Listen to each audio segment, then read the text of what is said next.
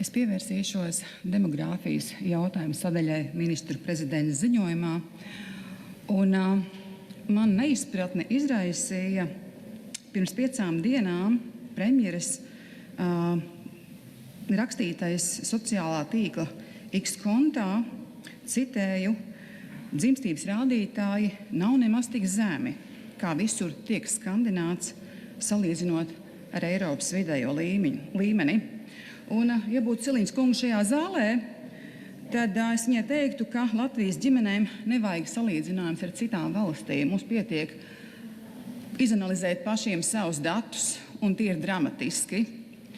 Sumārais dzimstības koeficients no 1,61 bērnu uz sievieti 18. gadā ir sarucis līdz 1,23 24. gadā. Un 25. gadā tas ir vēl zemāks, sastādot zemāko bērnu dzimstības rādītāju pēdējos 100 gados Latvijas vēsturē. Tas ir dramatisks kritums. Tas ir trauksmes signāls visai valstī. Un, kolēģi, tie nav tikai cipari, tā ir mūsu valsts nākotne.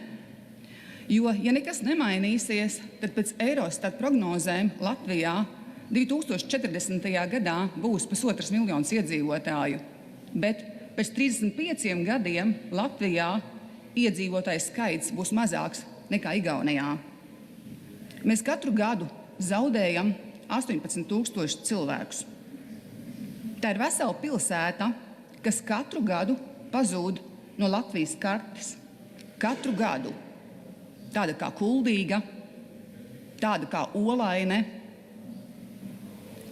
Un tas vairs nav demogrāfijas jautājums. Tas ir valsts izdzīvošanas jautājums. Un šai demogrāfiskajai krīzei būs ļoti konkrētas sekas. Pirms 30 gadiem vienu pensionāru Latvijā uzturēja gandrīz 6 strādājošie.